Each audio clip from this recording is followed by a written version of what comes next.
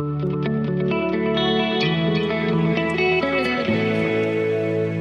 and welcome to the Corporate Jet Investor Podcast. This week, we're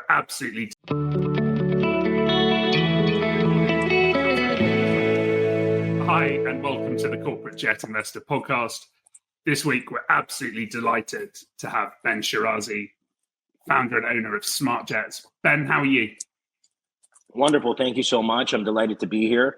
It's actually my first live, recorded podcast. So I'm excited and nervous at the same time. And I'm so touched that you're doing this while on holiday in Europe. So thank you. It's my pleasure. Thank you for having me. Okay, Ben, the Shirazi name is well known. Did you ever have any choice about going into business aviation? That's a wonderful question. I'm not so sure. I've always followed in the passion that my family had in aviation, and I've been doing this over 25 years. So I would say the majority of my adult life. So I wouldn't say that I had much choice, but I would also not say that I wanted another choice. I really love what I do, and I love aviation. When did you decide that you're going to go into it full time? Really, in high school. I was already working in my senior year, assisting my family's business as a junior sales agent. I would say almost like the equivalent of today of a market analyst. And I just loved it, and I actually caught some success quite early. And the minute you catch success in this industry, you get bitten by the bug. I sold my first aircraft before I was 18 years old, so that's why I say I shared some success quite early. Well, can you remember the aircraft? Yeah, it was a Gulfstream 4 SP, frankly. So it was a big start, and it was a client that I was from cold calling on market analyst. I made a relationship with, and we happened to have the aircraft in inventory that he wanted to upgrade to. And because of the relationship, he flew in on his aircraft. And, this was the old times where we actually had inventory, and you would be able to fly your aircraft in and trade us, sort of like a car dealership in today's world, and asked for me. And I was there by coincidence. It was a weekend, and we made a deal. I mean, obviously I had the senior folks jump in and help me, kind of learn the ropes, but we made a deal, and the gentleman flew away the next day with that aircraft. So I got my tie cut on a Sunday. That was the tradition back then. They cut my tie. Was he shocked to see how young you were when you arrived? A little bit, but I think actually it made it even more intriguing for him. He felt much more comfortable that it was a family business, and that, I was being quite, young and honest with him, and as straightforward as it gets. That's a fantastic story. How long was it to your next deal? Quite a bit of time after. I mean, they pushed me more into to really kind of focusing on market research, market analyzation. So I would say it was probably a good 6 or 7 months till I got close on another one. That's still not bad. Like some people go years. Yeah, I'll tell you, my first sales story was even younger. I mean, my family at the time had a car dealership, and I remember I was 11 or 12, and I was helping my dad on a Sunday, and a client walked in and knocked on the door, and actually knocked on the door because we were closed on Sundays, and my dad was with a VIP client showing him some cars, big collector, and I was bored walking around, so I opened the door for the guy. I showed him around, and that client ended up buying 3 cars that day. And believe it or not, it was the founder of Checkers burger chain, and we created an amazing relationship. He probably bought over 20 cars over the time from my family, and we just always had this amazing relationship. And I remember my commission was he gave me a card of free hamburgers at Checkers food stand anytime I went, which for me as a young boy was amazing. I mean, it was better than any money someone could have given me. That's like the greatest commission you could ever get as a team. Yeah, for sure. Guy's name was Jim Matei, super amazing icon in industry in the United States. And did you ever sell him an aircraft?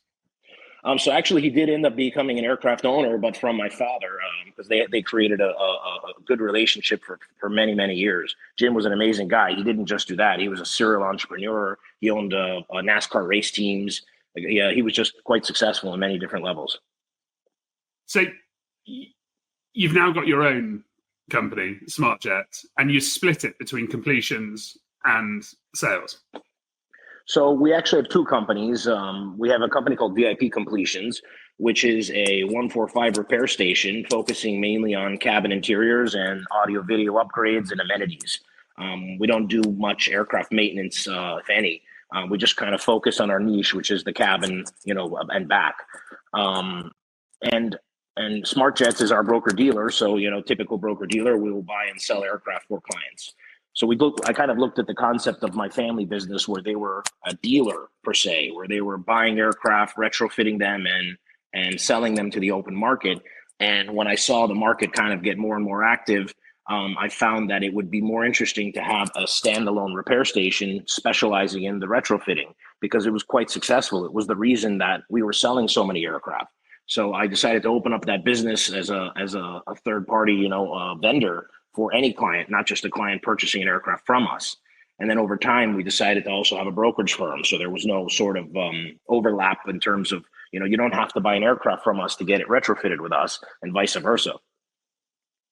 And what's the split for VIP completions, what's the split between jets you're inventorying and third party?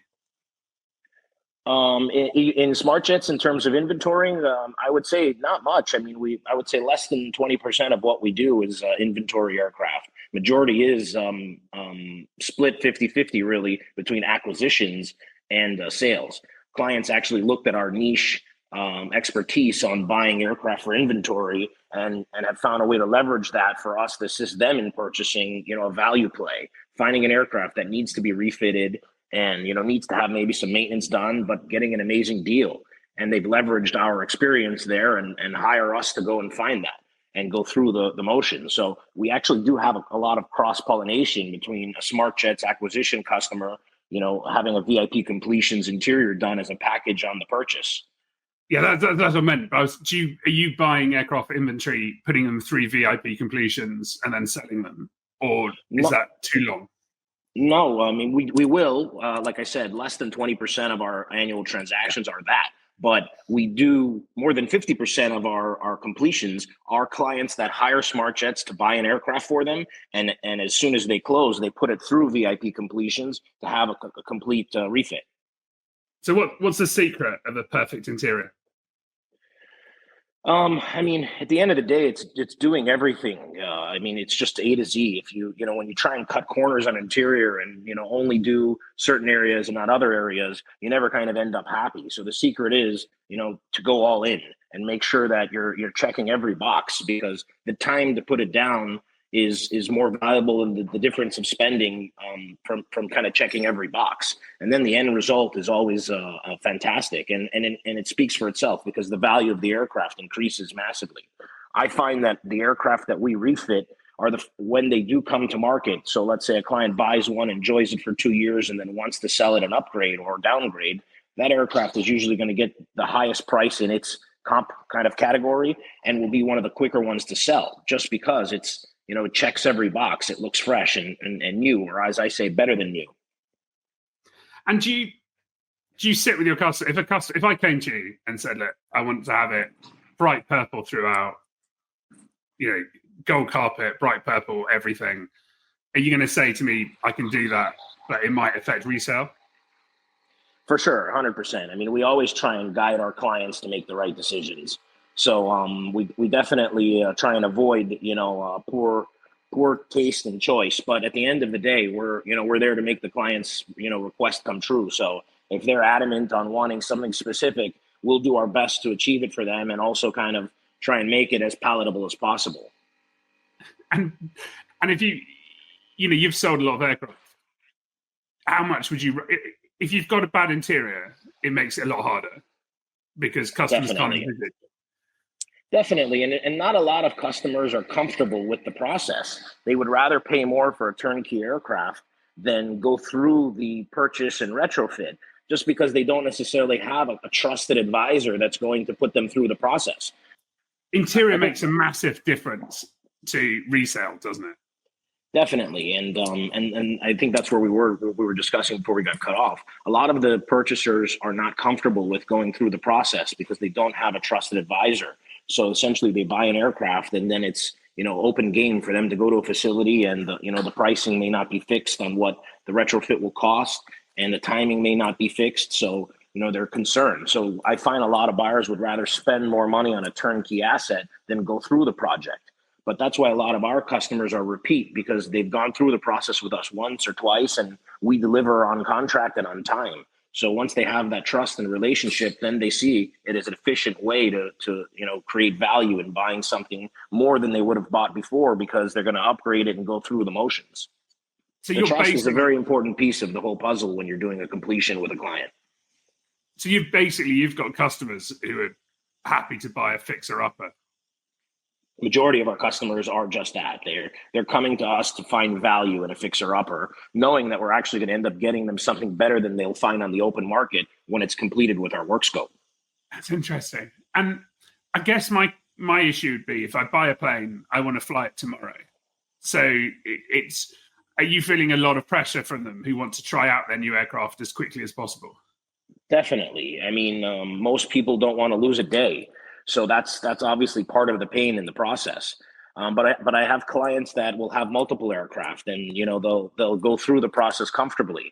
But I also have clients that won't want to see the ugly airplane. They'd rather it just come straight to my shop and get it ripped apart and get it looking good, because they don't want to know what it looked like before it's going to look like their end result.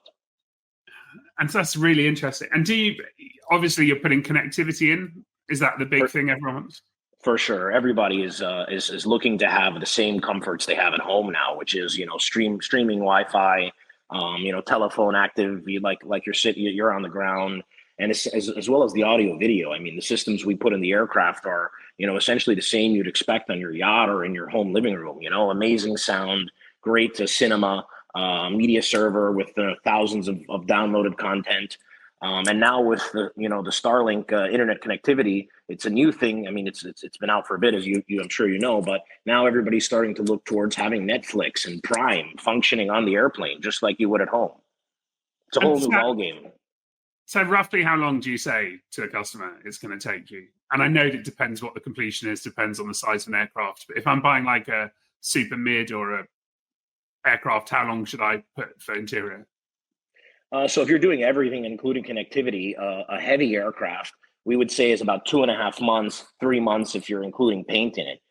We don't actually do paint ourselves, but majority of our aircraft do go to paint. So the process is the aircraft will come to us, we'll remove the interior, put a weight kit in, get a weight and balance done, and ferry the aircraft to a preferred paint partner and have paint completed while our shop is doing the work on the interior.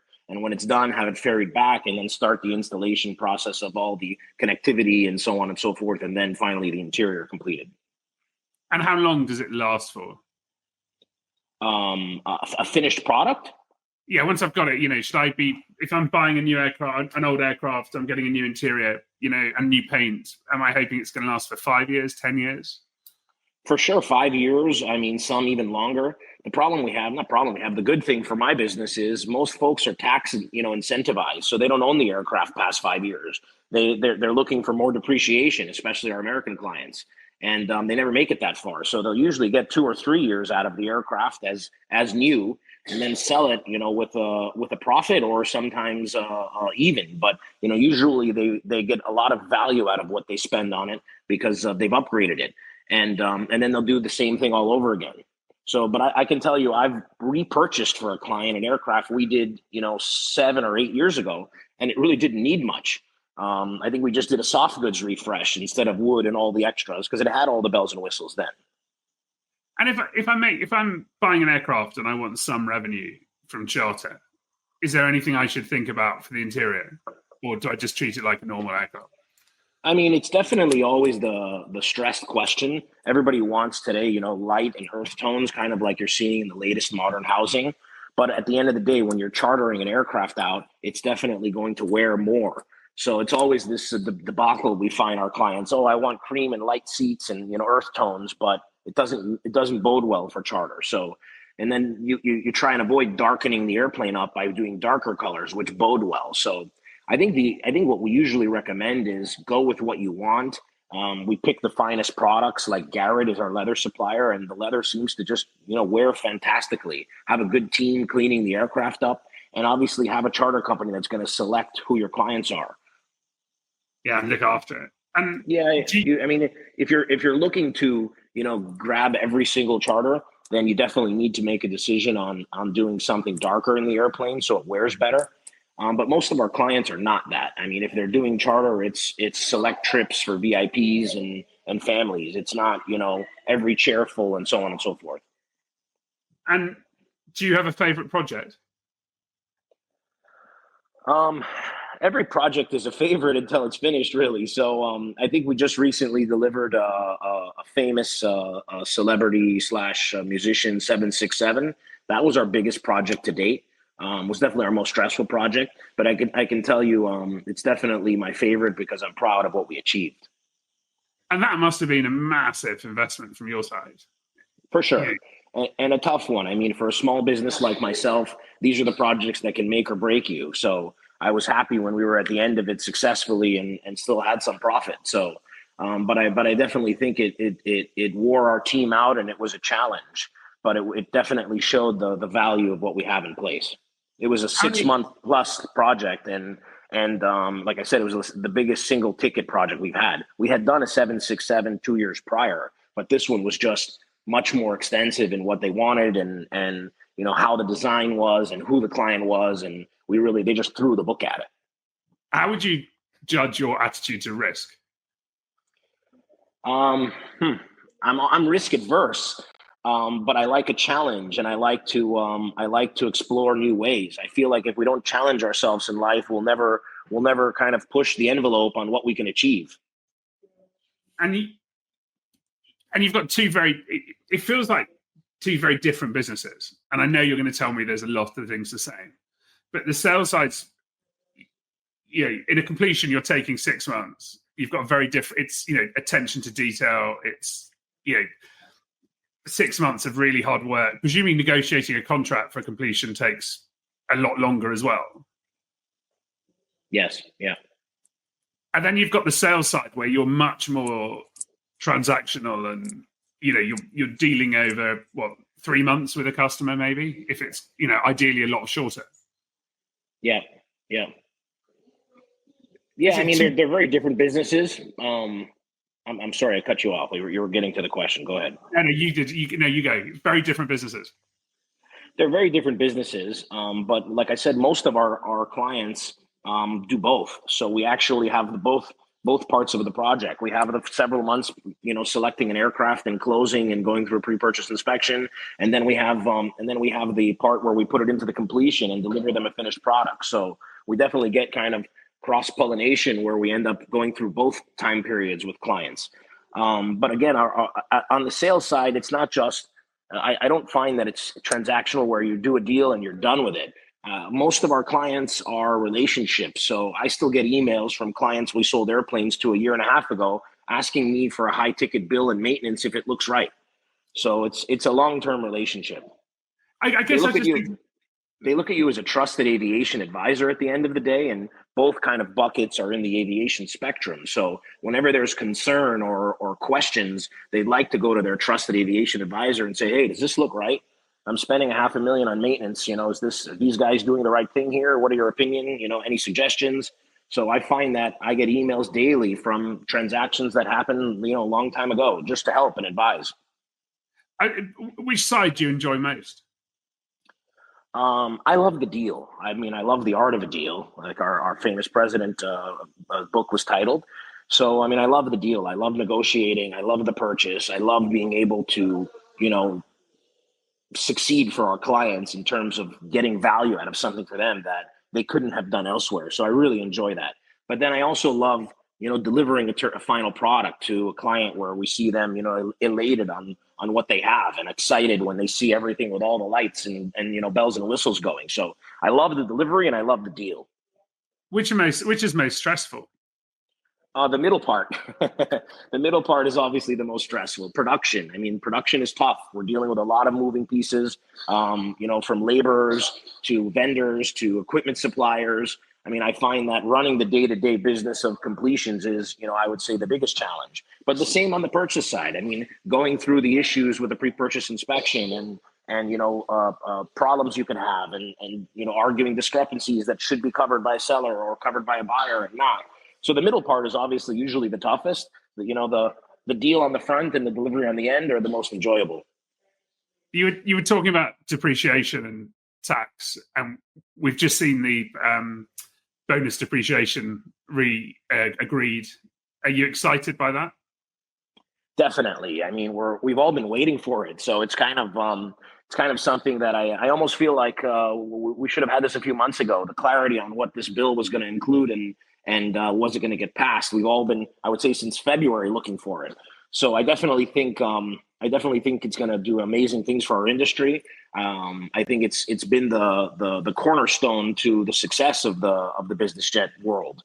And I think we're going to see, as usual, a very aggressive, Q4 where people are, it's the summertime. People aren't really focusing, but people are going to come back from summer in September and, start asking their tax advisors, what's the end result looking like this year on their profit? And the first question, if they've done this before, is going to be like, okay, you have to offset 15 million, time to go buy an airplane. And that's why we always historically see in aviation, Q4 as the most active quarter, because people aren't, 6 months ahead. They're always kind of last minute. And it takes, 60 to 90 days at least to do a transaction today. So I always say, if you look at our marketing, we started in September and October saying, if you're thinking of a bonus depreciation, in-service asset, you need to be putting something under contract now, not in November. And it gets so aggressive where we find guys that miss the boat, and late November and early December, they're starting to have to get funky on a transaction, doing untraditional things like pre-buy post-closing and holdbacks and escrow and things that are not a traditional transaction, and they're not ideal because you can have risk. So, but you have no choice because you have to purchase an aircraft to get that tax incentive done, and you have to put it in service and use it before the end of the year. And are you worried that you're going to have people who want to buy an aircraft now and get a new interior done before the end of the year, or is that just impossible? No, it's not impossible. There's still time. What I usually recommend, though, to avoid the risk in case there is a problem, is actually close on the asset and do 1 or 2 flights. So you actually elect, you check the box that you've done your business trip. I mean, it's interesting for, different attorneys will have different, opinions, but at the end of the day, over 50% of your trips need to be business related. I think that's kind of the safe bucket.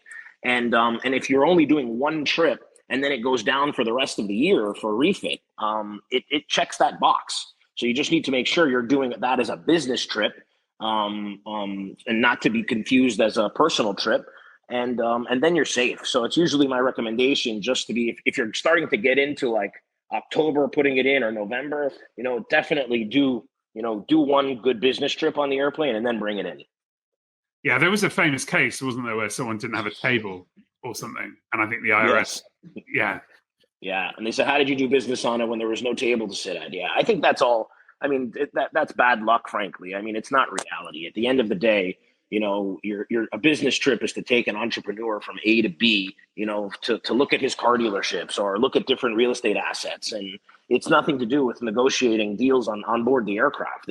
It's a matter of, providing them transportation to be able to effectuate their business efficiently. On the sales side, do most of your customers come from a region, or are they all over? I mean, we're in South Florida. So South Florida, especially post-COVID, has just become, I would say, the center of business aviation in the United States. So we're definitely in the right place by luck. And because of that, I would say a large majority of our customers have some sort of nexus to South Florida.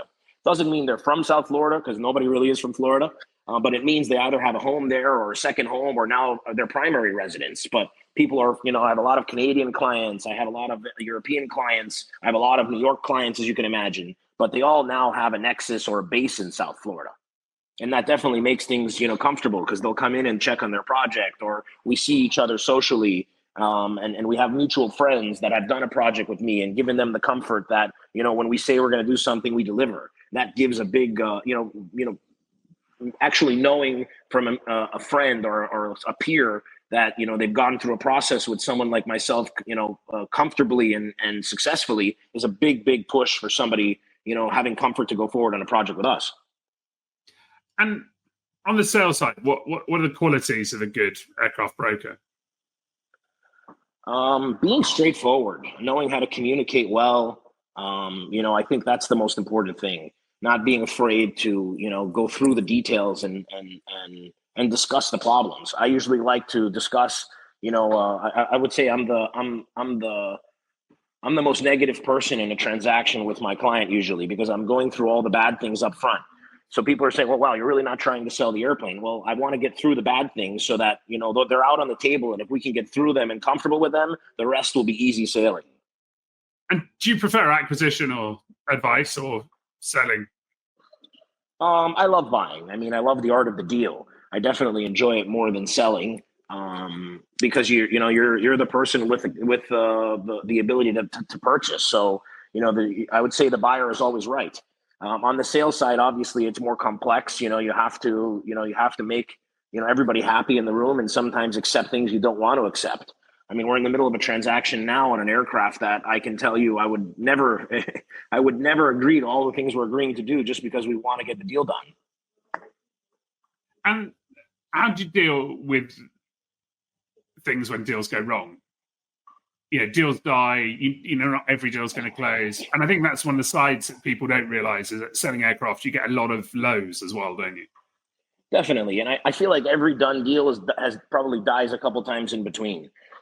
So it's always a challenge, and I think handling the challenge head on is the key to it, and being creative, and getting ahead of it. So I mean every transaction has issues and struggles to get through. But we definitely obviously don't succeed all the time. There's deals that just fall apart. The aircraft, doesn't meet the requirements, and then we don't find another one that does because it's a thin market, or on the sales side, we have a complex buyer that just can't agree to the terms that we feel comfortable with. So I definitely think getting through them is by being creative and out of the box, and looking for solutions, being positive always. I think that's the most important thing in any transaction, is having a positive approach to how do we solve this, as opposed to, well, we're not interested anymore, is the key to success. And are you happy? And you're saying you're still happy to inventory. You've got no worries that the market's going to turn. I mean, for us to inventory an aircraft, we have to really be purchasing it aggressively. That's why we don't do as much now. The market has been so volatile with pricing, kind of changing frequently. But when we purchase something, we purchase it at a price point where we're comfortable. I mean, anything's a deal at a certain number, I believe. So it's just, can we get there? And the last, since COVID, the industry's been so active, so there haven't been as many opportunities to purchase at what we're comfortable purchasing at, which is another reason why we don't inventory as much. But I also have a business where we finance aircraft.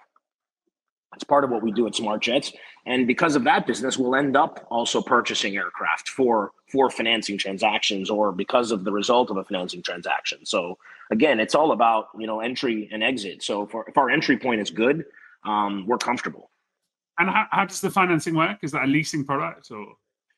So we're, I would say, untraditional financing. If you have a problem with a traditional lender, and you're looking to do off balance sheet leasing, a finance lease, or having an issue looking to do non-recourse, that's more our specialty. It's expensive interest. It's really asset-based financing. We probably have just under 100 million on the road now in terms of transactions in place.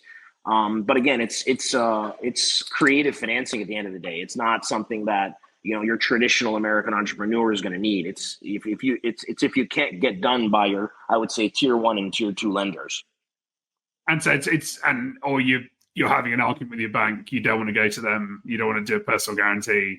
That Correct. sort of.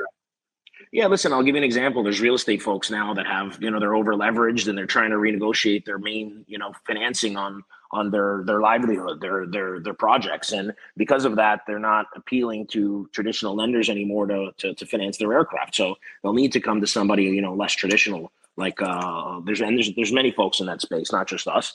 But we happen to do it as well. Interesting. I didn't know that. I learned that today. What advice would you give to someone buying their first aircraft?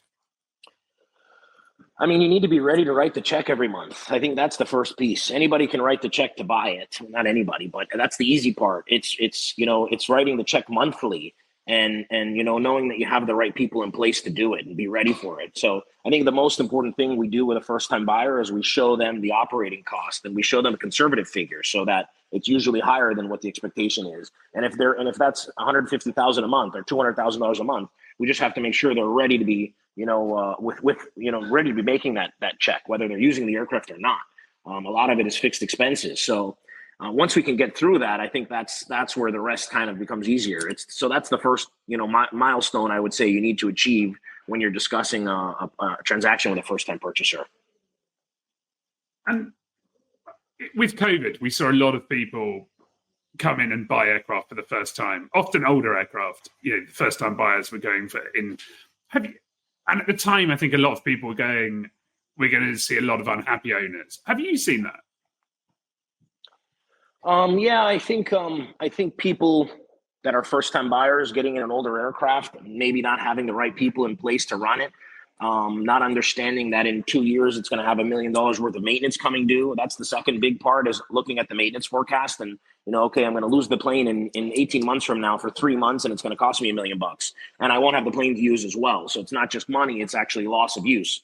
So there's definitely people that have gotten into it and not understand what they were getting into, and didn't have the right advice on what it's going to cost and what the usage is going to be over the next 24 months or 48 months, specifically related to maintenance. And there's definitely a space where guys are, this is too much for me. I would rather just do a fractional program or a charter. So and pay more per hour, but just have a convenience. Yeah, I think that's a big thing, isn't it? Very few people realize how long your aircraft is going to spend in maintenance when it goes in for maintenance. For sure. And that's why I try and do one of two things with the client. I try and advise them to buy something that's just had the major inspections done recently, so it's not going to be done again under their ownership, and sell it prior to it, or be ready to do it right away. If it's coming up in 10 or 12 months, buy it for a deal, put it in right away, get it out of the way, understand the plane's going to be down for the first 3 or 4 months while we're doing the interior anyhow, most likely, and just knock it out. So they know once it actually enters in service completed for them, they have a clean slate for 24 plus months. I mean, the big inspections on aircraft are usually, depending on the type of aircraft, it can be a 6-year interval, an 8-year interval, a 10-year interval, or a 12-year interval. And usually those are kind of the tiers. And the higher the interval, the longer the inspection and more expensive it is. Falcons, you'll see kind of on a 6-year kind of rotation for the big checks, the C checks. The newer Falcons you'll see on an 8-year. And the Gulfstreams are kind of more, 96 month, 144 month, 192 month. And do you advise your customers to use maintenance programs? Definitely. I mean, we definitely do not advise any of our clients to buy an aircraft without an engine program. And usually we prefer the manufacturer's engine program. So it's definitely the first box that we say when we're looking at an aircraft, it needs to be checked. And then we'll definitely recommend the aircraft go on, I would say kind of avionics insurance programs like HAP, for example, which is an annual fee you pay, and it covers majority of the equipment in the cockpit. So you can kind of budget those annually and take surprises out of the mix. When you have a first time customer, you were saying how often they stay in touch with you and will say, "Can you check the?" Do you enjoy watching them see how it can change their business, owning a jet? Definitely. I mean, it's funny saying that, it brings up this thought. A lot of our customers come in and they say, okay, we're going to look to fly 150 hours a year, maybe 200. But the first time they get an aircraft, the first year they end up usually doing 250 or 300 hours just because they're paying for it, they have it, and it gives them so much more flexibility. A perfect example is a client in real estate where they get a phone call, they're Florida based, and they're saying, well, come look at a project in Connecticut. And, typically to do that, they would have to fly to New York, drive to Connecticut, take a night somewhere in a shady hotel, and then come back. It'd be a 2-day project. Now with an aircraft, they can be there in 2 hours, look at a project for an hour, have lunch, and fly back home and get it all done in 6 hours. So where they normally would have said no to even looking at that project because of the inconvenience, I find they would have said, yeah, sure, let's go. Call the pilots, let's fire up the jet. And then you see them kind of spreading their wings in, what they're looking at and what their appetite is. So there's definitely an effect of success that an aircraft brings an owner. You've been in the industry since you were 16 or younger. What advice would you give to someone who wants to work in it? It's a tough business. You have to be diligent and passionate about aviation. You definitely need to learn aircraft, and experience is the best way to do it. If it's becoming a pilot upfront or learning some mechanical side of things, those are all important pieces. I find the successful people in, let's call it, the aircraft sales business are, either have some sort of mechanic background or pilot background more frequently, just because they understand the asset and what it can do. That definitely helps. And then obviously having the attitude and kind of mindset for sales and transaction. But it's definitely a complex business. I think it's if you're looking to get into it, I would say first start with one of those kind of core fundamentals. How easy is it to hire in the completions business? It's not easy. Well, it's not easy to hire the right people. It's easy to hire people. There's a lot of people looking to get a high hourly paid job. But you find, you got to go through a lot of people to get the right people. And obviously we've been doing this for, VIP completions since 2013. So 12 years now. And in the beginning phase, it's definitely going through the people to make sure you're getting the right folks. And it's competitive. I mean, a lot of the other, I would say, larger corporations are looking to poach the top players in the industry. So there's a lot of key man poaching going on. So you have to make sure you're paying them right, and you're taking care of the team right. So it's definitely it's not easy to find the right people. And the skills are really specialist. Someone who can, for sure. it's for sure. I mean, not that many people.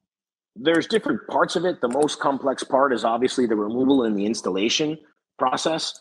And then the other one are the skilled laborers. So we kind of segregate them. We have teams that specialize in removal and installation. And then we have a team that specializes in the cabinetry. So it's woodworkers that specialize in finish and craftsmanship. And then we have seamstresses that specialize in the upholstery side, which are, the seats and the stitching and so on and so forth. We still do everything by hand, frankly. So we're not using fancy CNC machines yet in terms of how we do our seats. It's all still old fashioned cut and pattern, hand sewing. And we find that the quality is great because of that. But you presumably very rarely hire someone who's been doing that before. I mean, in the seamstress part of things, in the cabinetry, they definitely have had some experience in that. I mean, we don't bring them, kind of green. We'll bring some kind of junior people that have experience, let's say, from the automotive world or the yachting world, and we'll have them trained by our team to kind of, homologate to aviation. So that's kind of what the flow will come from. So one of the things that business aviation has always been cyclical. We saw that massive boom before 2008, and then we saw the lost decade, and then we've had a massive boom after lockdowns ended. Do you think it's still cyclical? I mean, it's to some effect, yes, but it's such a global marketplace right now, and an aircraft is an asset that can be sold here or it can be sold on the other side of the world. So I think that it's, I feel that, the massive kind of drop, like you're mentioning in 2008, will never kind of be the same. So I think that if we ever, God forbid, have a really terrible market or recession come, there's going to be some other country that's becoming successful, and they're buying in the dip on the asset. So, and we've seen that. That's why the last, I would say, 12 or 13 years hasn't really had such a massive hit after that comeback, because while, Eastern Europe was doing poorly, America was doing great. While America wasn't doing amazing, Europe had some success. Africa had some success. Middle East had some success. So, because an aircraft can be sold anywhere in the world and utilized, I think the impact will never be as big as what we saw in 2008. That was the beginning of the global market, I'd really say. I mean, if you look, I was in the industry already, and if you look at what the manufacturers even were doing, they had small reps in other parts of the world, but there wasn't massive inflow of aircraft. I mean, if you look at the percentages of aircraft in Middle East today or in Africa today, it's massively higher than it was pre-2008. And do you have an international strategy? You're obviously active internationally, but do you think we'll ever have a VIP completions in Dubai? Or I mean, I think maybe one day it'd be something to look at. I can tell you now that we're focusing on our market. America is where I feel most comfortable and where I feel the business aviation has a bright future. So that's where my focus is. Maybe at some point in the future we'll do a branding deal or a partnership with a local partner there. And I would not be against that at all. But really, for as far as us putting in our own capital, it's going to always be in the American market. Okay, I'll ask you about your favorite completion project. Do you have a favorite deal? Do I have a favorite deal? Not offhand. Every deal is interesting. Not offhand at all. Do you have a worst deal? I probably forgot about it purposely. That's great. And so if I'm out looking for an aircraft, your advice would be don't judge a book by its cover. 100%. I think looking at an ugly airplane is usually attractive for us, as long as the maintenance and the pedigree and the records are telling a good story. The rest can be fixed. We can always make an ugly airplane pretty, but we can't fix damage. We can't fix history. So if something has happened in the past that's uncomfortable, or a damage event, or missing records, or an incident, or poor maintenance, those are things that we really can't sort of get away from. But making something ugly pretty is easy to do. And if I'm thinking about buying my first aircraft now, what's your message? Know the budget, understand what your use is, make sure you're ready for the annual operation. Buy definitely in value. I like buying an aircraft that, has seen the better part of its depreciation happen. So buy something that's depreciated aggressively. There's interesting times today too. You'll find some aircraft are trading almost at their part out value. So I think you can mitigate risk by buying something that, if it doesn't end well or the market's slows, you can also sell it to a part out company for the engines. So I think buying in an entry point that you feel limited risk is definitely the best first step. And don't call you on December the 15th. Yeah, definitely not. Everything's possible, everything's doable, but you got to get out of the norms to do it, and it doesn't always. It's not always the best solution. So everything's achievable, but you just got to get funky then, and buy an aircraft with a big holdback and pre-buy post closing, but it's just not ideal usually. Brilliant, Ben. Thanks so much. That was great. It was my pleasure. Thanks for having me. It was my first podcast, and I hope I did well. That was great. I really appreciate it. Thank you. Thank you. Cheers. Good luck in your travels. Thank you. You have a great holiday. Thanks, buddy. Cheers. Bye.